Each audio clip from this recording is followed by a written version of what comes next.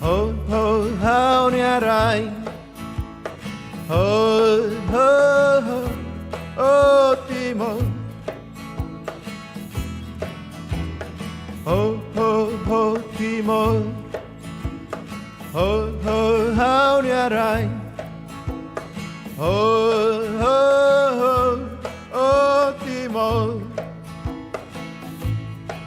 Loro sotto loro moru da si freddo tutta su mare e manara Timor loro sai la ya firaku la ya kalari ita mesak Timor ane nebe amutu hari Timor loro sai Ho, ho, ho, Timor Ho, ho, how near I Ho, ho, ho, oh, Timor Ho, ho, ho, Timor Ho, ho, how near I Ho, ho, ho, oh, Timor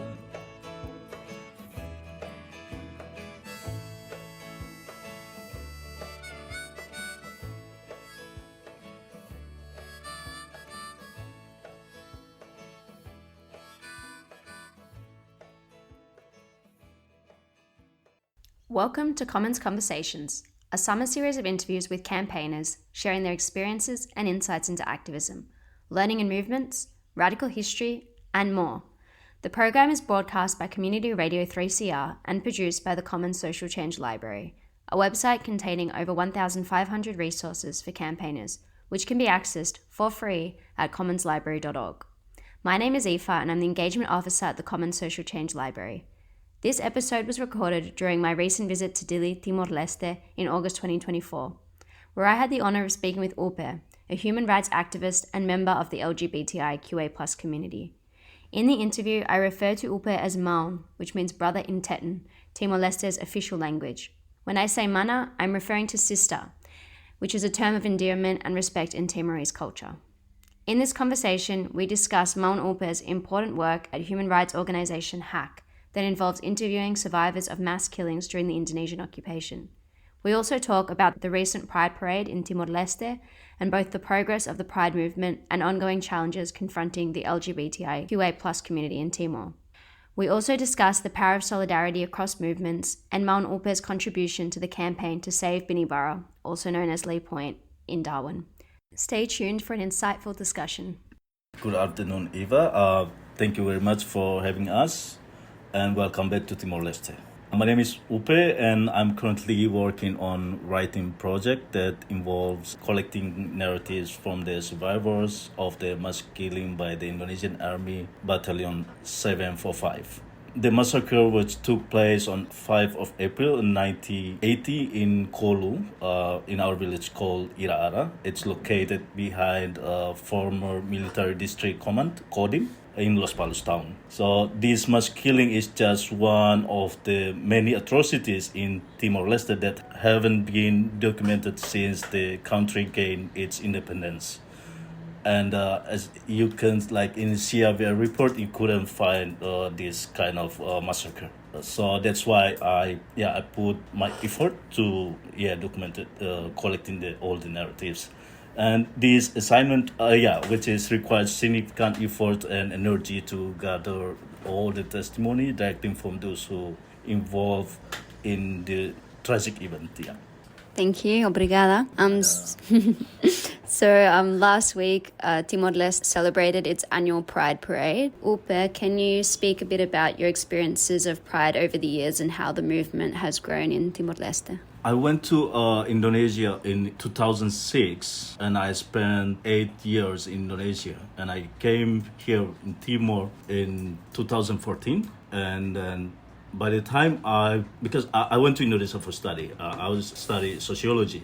So I got some knowledge about, we're doing gender studies in university, in college. So at least I have basic knowledge. So when I came back here and I In 2014, I volunteered in permaculture Timor Leste. It was, for permaculture, for many young people all across the country come all together in permaculture. And by the time, I was trying push myself to introduce things about gender stuff or queer stuff to the community itself, to permaculture's community itself. So from the very first time, there was French students, student from France. They visit Prometheus and they start introducing what is family in France, like what kind of family they have in France. So they introduce men and men, they raise kid or two kids together, or woman and woman. So by the time the audience were surprised, and then I introduced what kind of family, the queer families. So I start from there, in very first time in Timor. And later on, one of my friend he used to study in Jogja as well. His name is Linga. He visited Timor in 2015. And then he was working with an international organization which support the LGBT organization here in Timor. So he invited me to and introduced me to our friends in Codiva. So that was my very first time to connecting with the LGBT organization here in Timor. By the time I was surprised because two of my schoolmates was there, which is Risela and the director of Codiva, Romiati. So two of them were there and I was surprised. Wow, it was great. And then I'm feel comfort because we know each other since we were studying in the Muslim school in mosque, Dili, Kampung Alor, sorry. And then a few months later, I moved from Permatil to Hague. I work in Hague working as a database program. So, but I only look after the data about the stolen children or missing person during the Indonesian invasion. So with Mount Sisto, our late comrade Sisto. And here in Hague, by the time it was not easy because I was here like openly said I'm gay or whatever, I'm queer. By the time people were talking about the color, even our curtain on the windows, we were like having argue about the colors. So one of our friends, they bought the color was purple, and some of them say, "Oh, it's very feminine," and blah blah blah. I was like, "Okay, guys, it's only color." It's only color for curtain. And then with Sisto, we have very like long conversation about LGBT's rights, and then I work in Hague only 2 years, and then I left and I moved to England for 2 years. And by the time I was in England, I was surprised that there was a huge pride here in Timor in 2000. So I left Timor again in 2016, and then there was pride in 2018 or maybe around. I was surprised because all of my friends were joining the pride, and I feel like I wish I was there still in the pride. Mm-hmm. What I want to say, from the very beginning, I think it's a good start because like in 2015, there was small pride in Sanana reading room. I was there in 2015. There was only guys from the gentlemen from Ombudsman and Bella Galhos. They were doing speech there in Sanana reading room. But then when I left Timor, the huge pride, I was like, oh, okay, great. I see everybody's there. And then, Mount Sisto, our late comrade, was also there. I only view the photos and videos which circulate on the social media.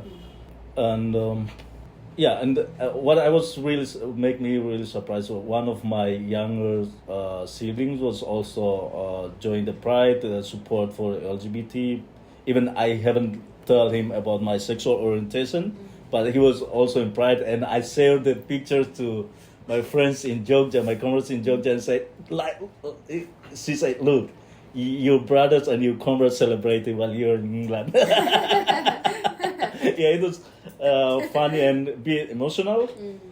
And from the other part, like my uncle, he's used to work in the Ministry of Foreign Affairs. He also sending a good message through his Facebook account to support the LGBT community, because I think the pride was marching from somewhere or start from Ministry of Foreign Affairs to Government Palace, if I'm not wrong. Anyway, they were host. For me, it's big change, yeah, happened in Timor from my side. Like people who close to me, they were all welcoming LGBT community. But still, I think there is a lot of things that we have to change or work to, yeah, make it better than only pride. Yeah. Thank you, obrigada. Yeah, so when you had the Pride this year, there was already some tension in the community, right? Going into it, because like you mentioned before with Bella Galhos, one of the co-organisers of the first Dili Pride, was recently married to her wife in Darwin, and the president of Timor, José Ramos Horta, was a witness at the wedding, What was the response by the public in Timor?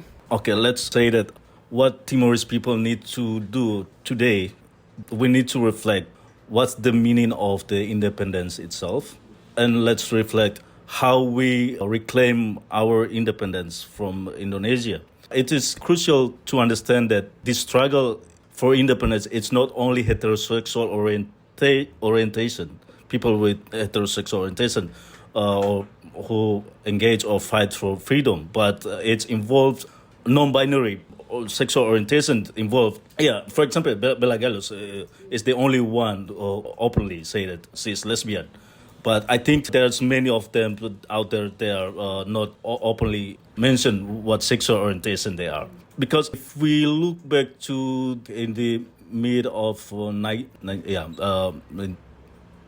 there are many Timorese who exiled in Europe.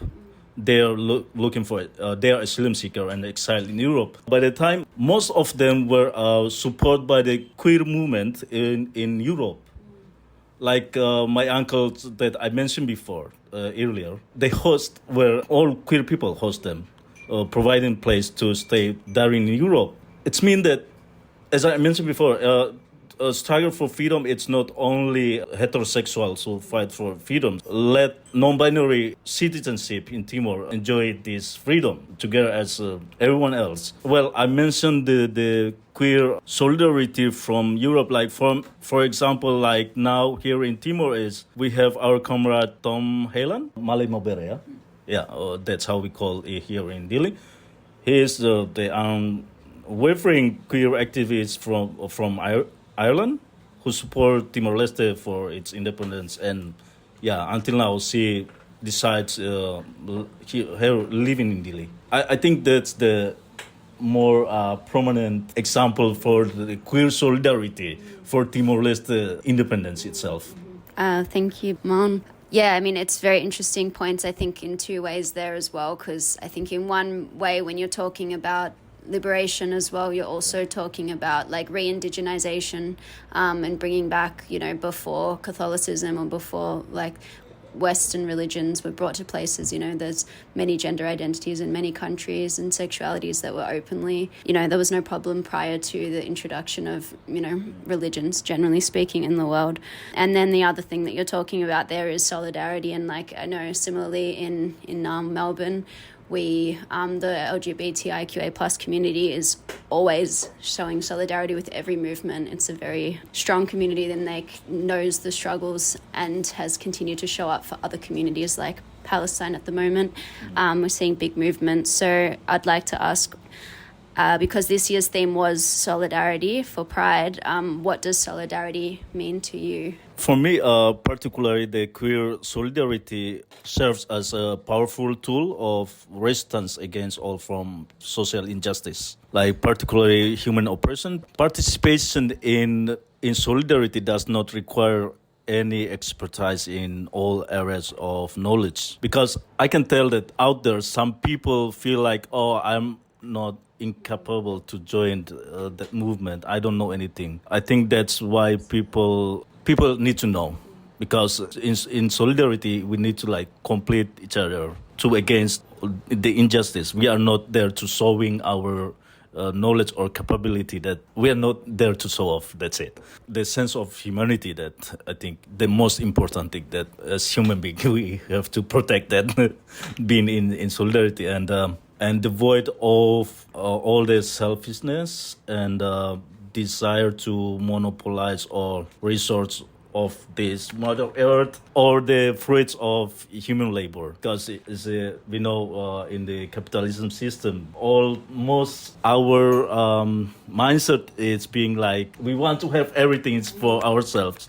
We don't want to share it. I think that's the main thing that we have to destroy before we involve in any kind of movement or solidarity itself.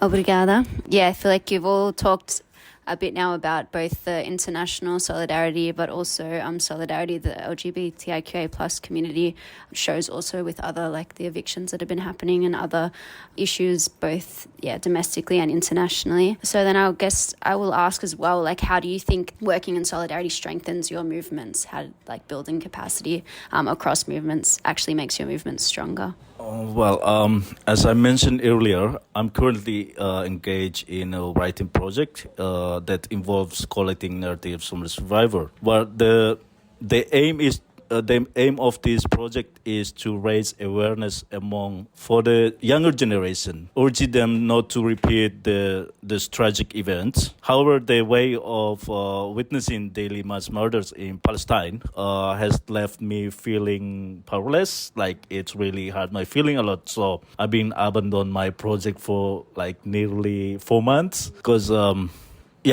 then we have to focus on that issue. So I think it's happened to every activist in entire of world. Everybody's focused for the Palestine because every day you can see on your phone or on internet that people are killed. So, it was hard my feeling because I've been to Europe. I visit like memorials for Nazis victims in Germany, and I also visiting one of the memorial for queer individuals were being killed during the Hitler's regime. Apart from that, I also visit Anne Frank house. So it's all about the memorial for the victims of Second World War, right? I also like questioning myself with my project because my project is for the people who are not like from the government level, like CAVR. Nobody's there to interview those victims. So they've been marginalized in Timor's history itself, right? So I push myself to collect all the data or the narratives together. Apart from that, I think I have my own problem because if you are reading about all the past crimes, like what happened in Second World, like there are plenty of books about Second World War, right? Like I read some novels about Second World War. So I was thinking that when you're writing this kind of narrative, then people going to understand and then not repeating all those type of crimes. But now what's happened, like in Palestine, the Jews, they repeat it. They were victim, but now they are the perpetrators. So it's quite challenging, I think, for everybody, not only me. And it's quite distressing. I was nearly make conclusion that all the books or memoirs or monuments were erected and dedicated to the victims of the war is useless. Yeah. Like if you went to Germany, you can see it's something they build. It's like graveyard, but it's a monument for the victims. Yeah. It was huge monument ever that I ever visit. But then it's not funny. Like you were a victim and now you repeat. And back to for Timor's case, Timor been invaded. If we are not like collecting all the narrative and direct the younger generation to not repeat, we never know what's gonna happen in the future. Who knows that some people got offended and repeat the same thing to Indonesian. Yeah. So we are trying to cut it, never again. Despite dealing with my feelings of pessimism, I'm very easy to become a pessimistic.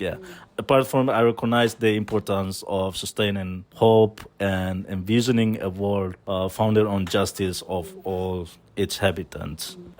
Returning to my project, all the survivors, they trust me and they share the information They like imagine in a family, they've been those women, the survivors, most of them are women. They've been facing a lot of how to say it, not problems, but yeah, the Indonesian military been raped them and so on, and they never share it with their own children because they got no trust. While they trust me, so I got all the information now. So yeah, I know that I'm pessimistic right now, but I will go back to work on my project to make it happen. They want me to put it in a book form. Yeah, that's all they want. Yeah, thank you. Thank you. And yeah, I think on that as well, like, you know, that thing I say, like violence begets violence. Like you also look at Indonesia. Indonesia was colonized by the Dutch and then went on to colonize. So it's a cyclical thing that happens when we don't break it. And, you know, when they talk, the Jewish community talks about never again. And then, you know, a lot of Jewish people say, yeah, never again for anybody. And I guess with solidarity also, you're coming into the point of like, collective liberation. So, you know, if you think Jewish people want a safe place for them, well, you're never going to be safe if you're destroying another person's home. And so we have to, you know, come together and realize that no one's ever going to have freedom or liberation in this world unless everybody does. And that's the main thing with solidarity. I'll finish up soon, but just two more questions. One, Maun Upe, you recently travelled to Darwin to show your solidarity with the Larrakia people fighting to save the sacred site of Binybarra, also known as Lee Point, from being destroyed. Why do you think it's important to show solidarity with your neighbours in so-called Australia? Well, first of all, my trip to Darwin last year my intention was I was intended to visit one of my dearest comrades, Mana M. But during the time, there were protests. My comrades and other comrades, they went to the protests. So some of them being arrested by the Australian police. These comrades got fines, and then due to their unwavering efforts to protect Binybarra from being destroyed by the DHA. Despite Australia being a vast continent, I'm convinced that there are suitable alternative locations for constructing housing for the army or for Australian military. Why Binybarra? Why they choose Binybarra or Lee Point? That was always a question from the very beginning I arrived. So I arrived around 5 o'clock in the afternoon, and then we went to a concert in Darwin Town Center, and then in the morning we start protest. So it was like my friends was inviting me to be there, my comrades was inviting me to be there for holiday, but then things happened. So me and my comrades stay for like nearly a month, only stay in Lee Point. Well, let's say Binybarra holds profound significance as a sacred site for Larrakian people to honor their ancestors. Ecologically, Binybarra serves as a habitat for the endangered birds and pivotal stopover for global bird migration. Yeah, if it's destroyed, then where are those birds going to? There are no more place, I think, here in this in our era, in 21st century. I think all the places been destroyed. So please stop it. At least one spot for them. We occupied one time of the world. And I think one of the former assistant Ministry for Defense, Matt Tisselwaite, maybe I mispronounce it, but he said this land was defense land. It has been land since Second World War. That's appropriate. So the guy said that that Binybarra is the appropriate place to build defense housing. Well, if we looking back to the because he mentioned the Second World War, right? Binybarra, it's the connection with the Larrakia indigenous people in Darwin to their land. It's been there before white European people arrived. So it's never been like appropriate land for war field or whatever it is.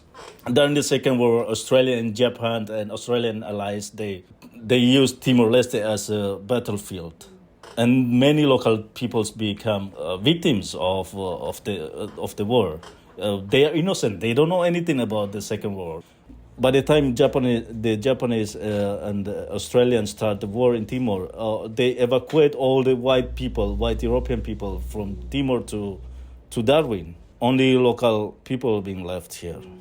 So what I want to say in this conversation is it's all about the white supremacy. They want to control this planet Earth. That's it. And the construction of housing for Australian military or soldiers in Binybarra or Lee Point will, for me, it will contribute to the cycle of genocide because it's gonna affecting particularly the Larrakian community's future generation.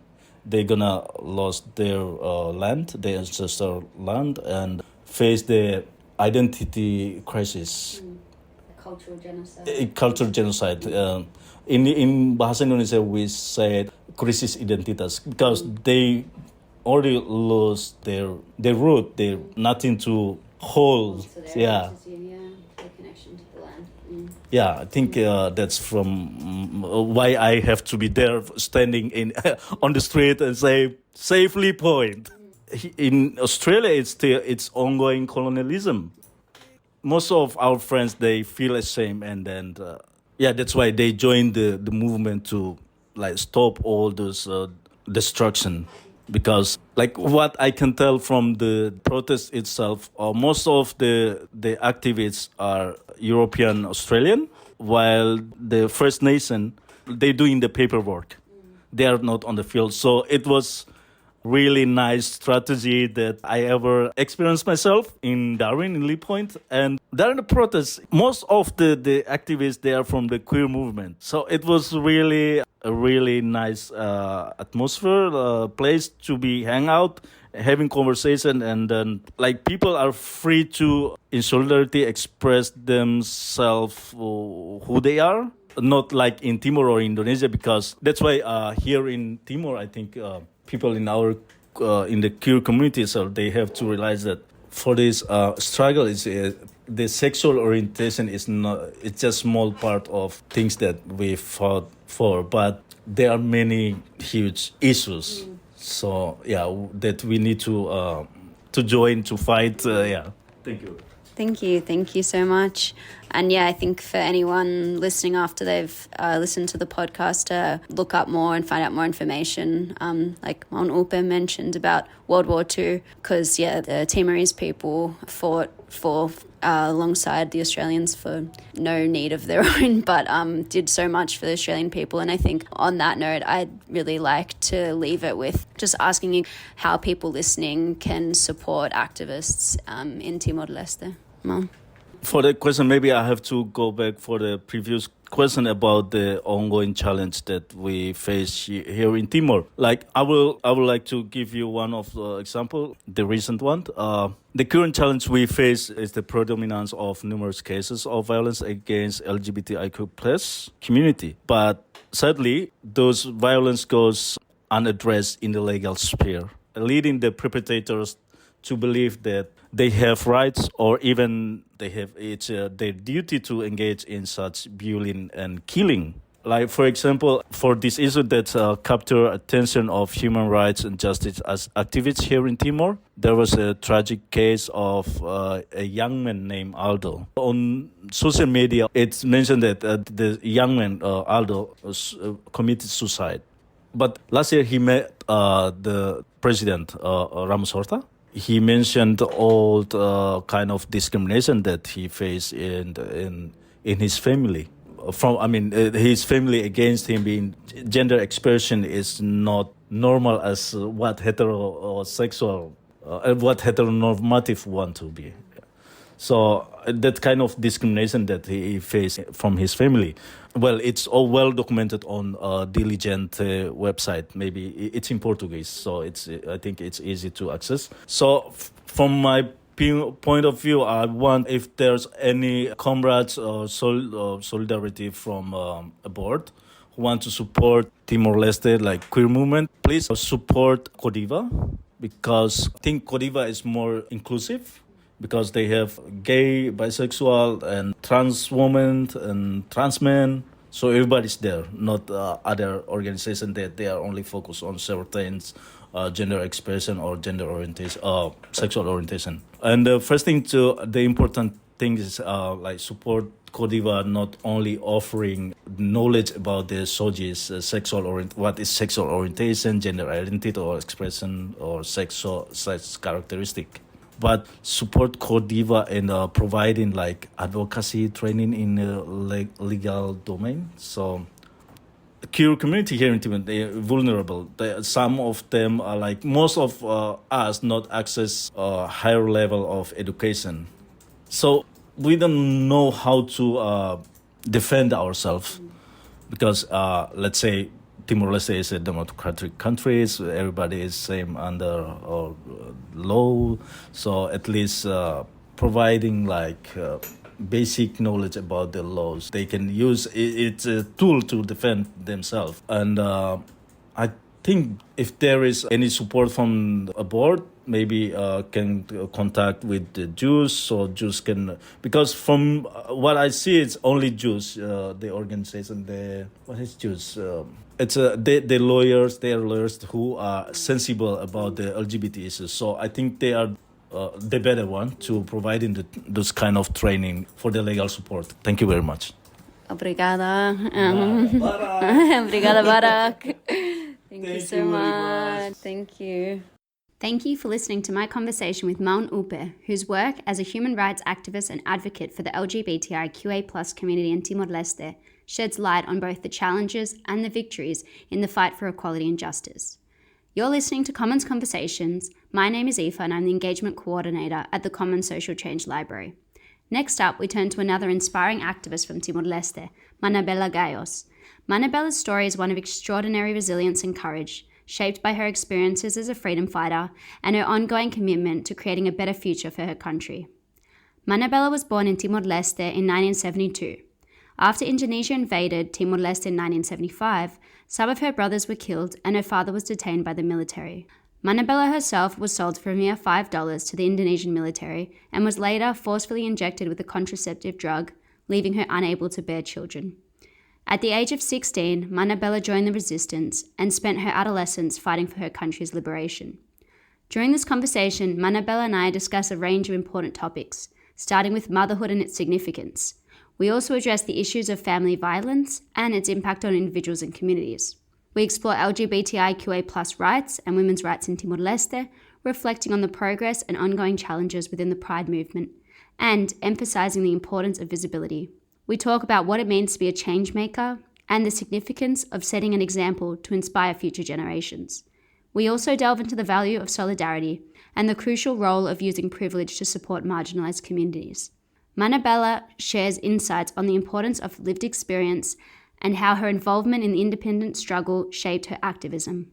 Finally, we discuss how the international LGBTIQA+ community can show meaningful solidarity with the movement in Timor-Leste. Stay with us for this powerful and thought-provoking conversation.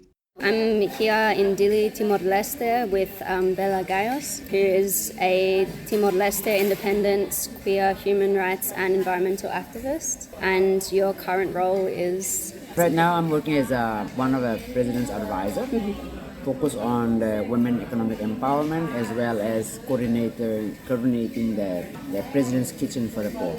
Amazing. And you're also one of the co-organizers of the first Pride March in Timor-Leste? I'm part of it. There's a huge people, but yes. As a member, I'm always active to involve, contribute whatever I can, I will. Amazing. So Bella, you're a very accomplished activist. You've done many things in Timor, but if you could introduce yourself and tell us a bit about you in your own words. My name is Bella. My full name is Isabel Antonia da Costa Galhos, but known as Bella Galhos. Sometimes when people use my real name, I forgot. I know Bella Galhos. I'm a mother. I have a 10-year-old daughter, and I have a partner from India. Currently, recently we just got married. And I'm an environmentalist. I love gardening. I love landscaping. Anything that's green, I love. And I'm an activist for human rights for, more than 40 years now. Active in helping, empowering young youth, vulnerable groups in the country. They need my voice or my example, whatever it is. And sometimes when you talk, people don't really listen, but when you do, people will inspire by it. So I'm trying to do that. Absolutely, yeah. And so I guess a bit of context, like you said, recently you were married in Darwin. and it caused a bit of a controversy with your wedding. Big one, actually. Big one. Do you want to explain that a little bit as well? Well, my partnership with my partner Iram Said, who's from India, it has been 15 years. We met back in 2010 in Hawaii, USA, when I did my study there. And we've been living together in Timor for quite a long time. She works active. She's also another activist, especially in social changes, change maker. And having a daughter and we have a partner who is a foreigner, based on the law in Timor, is quite weak. It means that if something happened to me, my daughter will live in a limbo. And I want to make sure, I think as a mother, every mother will making sure that their children's either in the right hand, in the right environment, in the right path towards a great future if they can. So I'm just doing that. I'm not doing anything extra or less, just like every mother. So I legalized my partnership with my partner Iram to making sure that she have the rights here in Timor and access to our daughter. Whether I'm here or I'm not here, the child should belong to another mother if the other mother is not around. It's just for the safety of my own child and to guarantee her future in the right hand. Absolutely. And I guess talking a little bit about your own story and your own upbringing, I've read a bit about it online, but would much rather hear from you a bit of your story if you're happy to share that. Yes, I'm an oldest daughter of my mother, but I have one adopted sister. So all of us nine siblings I have. 2 died during the war, the occupation of Indonesia over in my country. And being oldest daughter or being women in East Timor, I think Timor is pretty much a patriarchal society. There are a lot of due lists for women, for a daughter to follow up through. And some of the lists I do like, but there are some lists that I don't like, and I try to work my way around. And coming from a broken home family, my mother has been my inspiration. She have show us, the children, the meaning of life, the meaning of our existence. She always emphasized education because she herself was a teacher for 55 years. And those lessons learned that I got from my mother, being a woman, you got to be independent. You should not be depending or putting your life in somebody's hand, especially your husband or your father or your brother. I guess her life lessons have teach her enough. And being her daughter, watching her life since I was very, very young, I remember vividly. And I don't think I would like to repeat some horrible history that happened to my mother into my life. I want something new. And to make new, of course, I have to work hard, put a lot of effort to make that difference. And being a mother myself now, as a daughter, I have a daughter, I do want to make sure that my daughter taking up some of the values, being a person, being a woman, but also have her own independence, way of thinking, things that she is capable of, encourage her to do so. And the trouble that I've gone through since I was very, very young. As you know, I was unwanted child by my own father because of my characteristic. I think I was born different.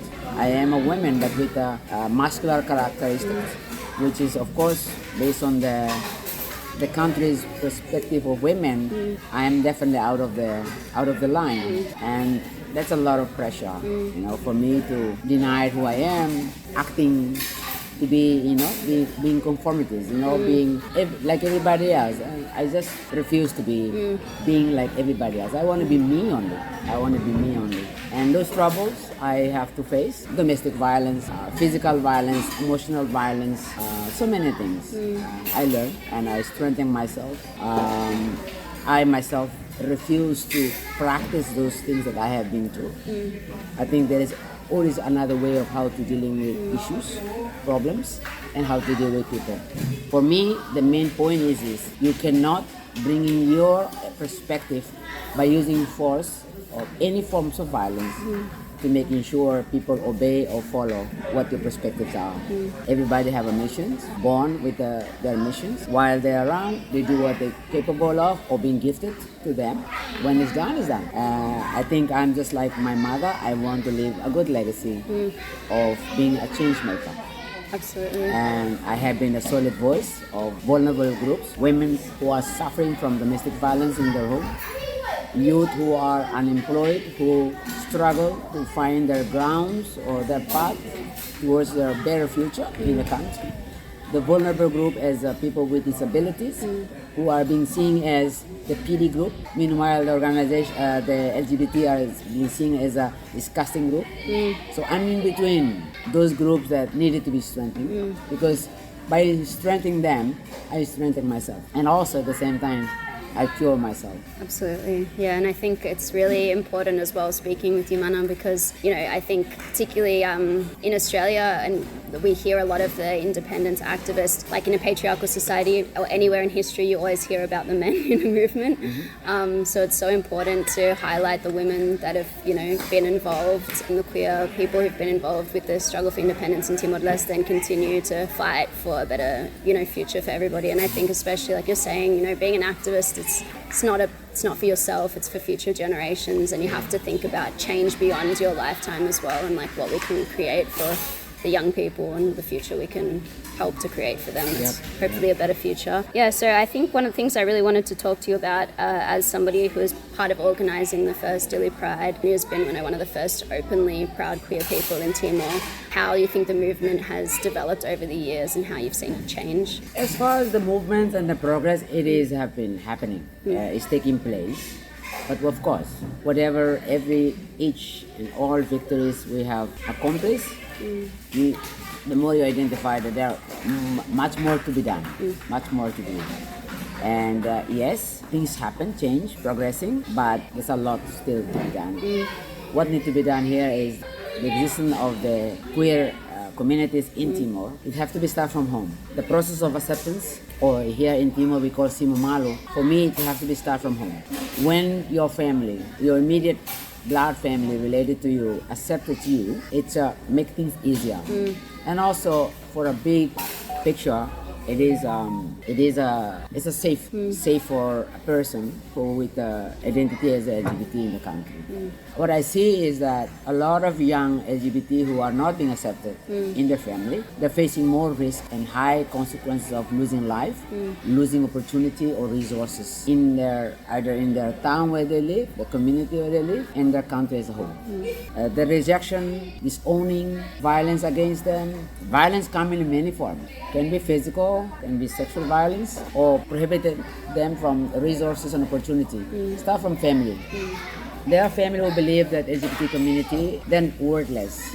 Therefore, parents no need to invest education in them. But then when you see some of the LGBT, like myself and many others, who come seeing in the community that we can be also a change maker, or agents of change, then it's inspired some of the parents to look at us and then invested in their children, including protected them. This is what's lacking here in Timor. The parents themselves or family themselves are not enough giving protection to their children, which is put them in a risk of others to harm them or violated them. This is what I have been seeing in the country. A lot of young generations of LGBT drop out. Those who are in my care, in my organization, are queers. A lot of them are either underage or under 30. All of them almost not finished even university. You count with your fingers those who are able to make it through. Some the organization able to putting an effort to make a difference by providing them whatever basic needs they have. Like myself and my partner, we are the first couple who actually created a shelter in our own home where we provided a safe place. The community can come anytime they want it, or they can run to if they don't have any home or place to live a few nights or so, or washing their clothes, or just access to basic food. So we always open our door for all these young LGBT who kicked out from home. And the government stands. They do have a rhetorical policies about no one left behind. Everybody hear that. Everybody talked about it. But when it's come to implementation, I think it's still far from the action. We do need to emphasize that. Looking at all the prides that happen in Timor, is actually organized by organizations, individuals, and supported by the international. There is no a single pride actually supported by the government. So far, government has yet to put a penny on the community. So, yeah, let alone with all the rhetorical politics and stuff. but we do need to put things in the perspective of actually counting the community that belong here. They are Timorese, and sometimes Timor try to compare ourselves to country like Indonesia. They even say, oh, at least Timor is not like Indonesia, they criminalize it, or not like other part of the African that actually killing the LGBTs. Or for me, it's making no sense when you compare yourself just to make an excuse that you're actually better than. Yeah, exactly. There is no such thing about better than, but how to do the right things, putting the right things in perspective in order to count each and all of your citizens. Because even one person complain or feeling like isolated or left out, there's already an issue. But we're not talking about one or two. We're talking about thousands and thousands of community. They exist in the country, but many believe that we made ourselves to be one, or we've been imported somewhere from other countries. Like for me, coming from, I lived in Canada for a long time. Some even believe that I bring this idea to come to Timor. From a Western country or something. I don't know, that's how it is. So, I admit there's a progress. And I myself, I try to put weight into those events. In 2016, if I'm not mistaken, I came out to the public about who I am, and I use the LGBT. I am members of LGBT. I do not single out any of the alphabets because I don't think it's necessary. Totally. Most of all, I don't like to be in a box. I don't like to be in a box. I'm just a human being who love other human beings, and simple as it is, I wanted to keep it that way. I am looking forward to see more progress taking place. Nowadays, no more only Bella. There are so many voices. There are so many activists in the movement. We have young generations who start to speak up, actively involved in their movement, and we have a few others. We have Kodiva, we have Arquiris, now we have another one called Hannan, the movement. This is very good, and I'm hoping that those kind of branches keep on growing and rooted, and continue to make their part to put the progress and differences in the country. Absolutely, I've been really lucky actually. I met a few activists from Kodiva yesterday and got to speak to them as well. I also met, I guess we'd call one of your children, or one of the people that had been in your care here, who had mentioned, Maun mentioned their experience of you helping them come out to their family, and you're saying that that's sort of because you think the change starts with family. Is that? I think that's awesome. I took the time. I'm the one actually. I'm the one that actually traveled across Timor Leste, or wherever they live, place they live, district that they live. If the parents are too harsh, to violation, have a practice violation toward them, yes, I have no hesitation to travel to their home and talk to the parents. And whenever I travel to their home, I'm making sure that changes is taking place before I leave. That's because I'm a person who don't like to waste time. Get to the point. That's amazing. Thank you. Awesome. And then I think I was talking to somebody else actually that I interviewed yesterday, and they were talking about, how independence includes everybody, because, freedom for Timorese people is not just like a free country, but also freedom for the people, and all the people in Timor Leste. And then we were also talking, like you mentioned, like about solidarity. So you're working to support different marginalised communities in Timor Leste. And I know this year the theme for Pride was solidarity. So what does solidarity mean to you personally? Well, the solidarity means that we admit that we are part of the movement. I don't like the idea of somebody come and help us, or somebody come and be a savior. You believe that this is your struggle too. Absolutely. So the solidarity taking place because the sense of own, the sense of being part of. This is what the LGBT community is fighting for. If we are at home, we want to be part of that family, not being counting as a number of the family, but then have no function or never being recognized. You're always somewhere in the dark. So having that solidarity, it is such a rooted by the sense of this is us, is all of us. We should not differentiate ourselves as if we're different or we're better. Whatever privilege that you have from the movement of solidarity towards the vulnerable group as LGBT or people with disabilities, because they believe that those privileges should be also felt and owned by others. By everybody. By everybody. So solidarity to me is this, that is an action that a person or group implemented because they believe this is something that they responsible for it too, they are part of it too, and through them and with them, the change will happen. Absolutely. And I guess another thing that's quite interesting to reflect on in the difference with what I've noticed in Timor Leste compared to some of the activism in Australia is for us, we're now kind of focusing more on bringing in more people with lived experience, whereas I've noticed in Timor that seems to come a bit more naturally. Maybe if you could reflect a little bit on what you think the importance is of highlighting people with lived experience. I think we're putting the weight in the visibility of a person, an individual, and then that's really inspire others to also identify that, because people come in a different level of expressions, how they express themselves, and people have different way of how to go through, their paths. Some people are so easy; they can just come. Like person like me, I have been hunted, been pushed down for so long that when I got up, I raised up. That's it. Yeah, there's no one to stop you. Yeah. Nobody stop me. Nobody gonna put me down again. If you put me down, I'll raise up again anyway. This is how it is. But there are people who feel like they should be waiting for others to do it, and then they will follow. Feel more confident. And there are people who think that yes, they are our job to continue what has been putting in place.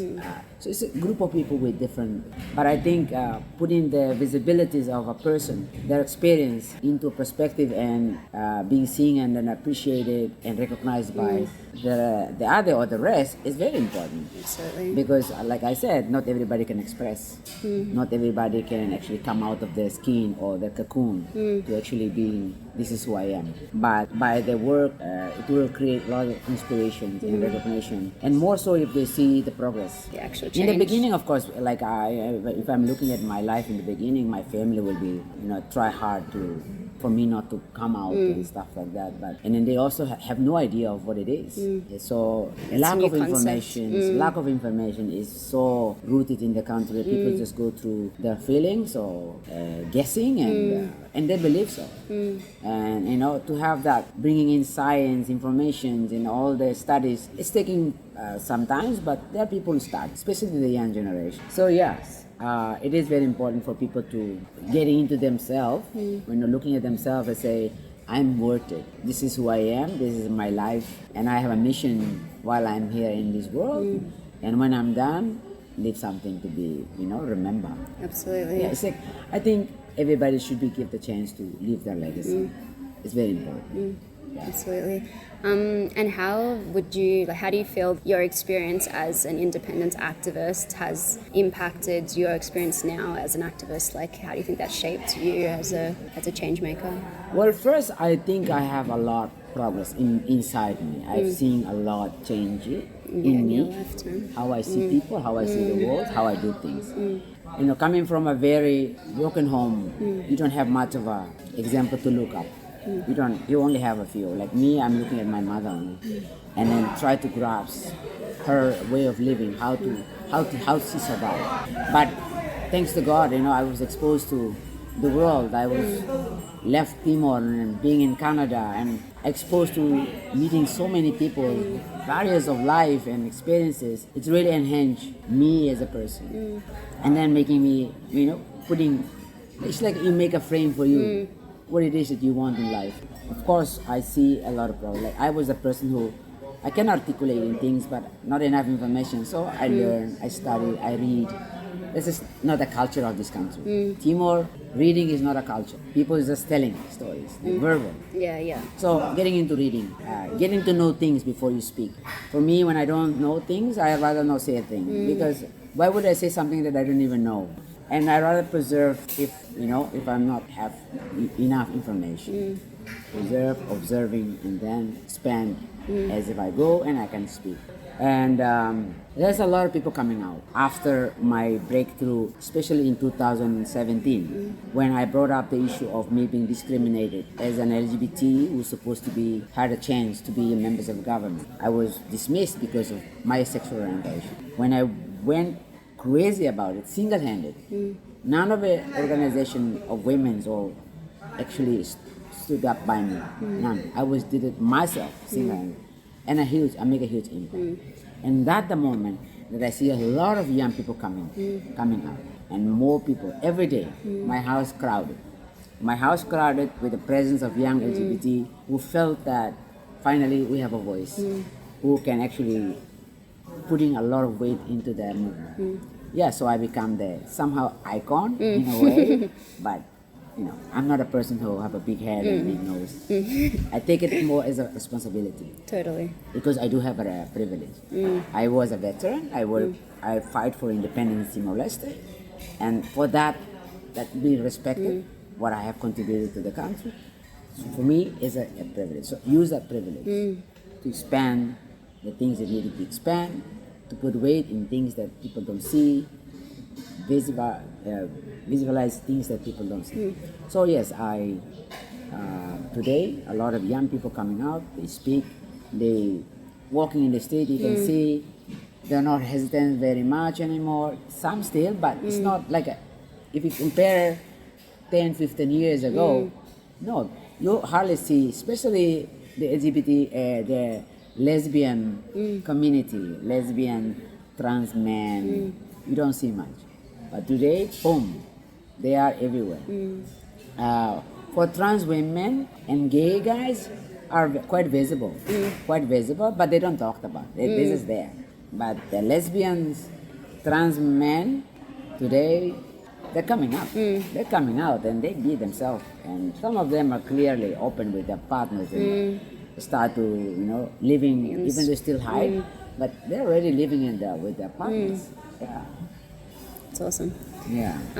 I won't hold you too much longer. Thank you so much. But the last question I would like to leave it with for people listening in so-called Australia is if there's any way that we can support and show solidarity from where we are with the LGBT community here in Timor-Leste. I think it will be great to have the movement of LGBT in Australia and people who have the privilege, are the resources, opportunity, share and help in the visibility of the LGBT movement here in Timor. And your experiences are absolutely important for us, how we can enhance what we have here. And because a lot of the LGBT here in Timor is so young, their young age, if they could have the opportunity to be granted education, resources, opportunity for them to go back to school or grounded economically, I think that will be a lot of good chance for them to be who they are, gain their independence. Absolutely. I think that's what I needed from everybody Awesome. who ever listened to this. Amazing. Obrigada, Mana. Thank you so much. It's an absolute privilege to speak to you today. Thank you heaps. You've been listening to Commons Conversations produced by the Commons Social Change Library, a website containing over 1,400 resources for campaigners, all of which can be accessed for free at commonslibrary.org.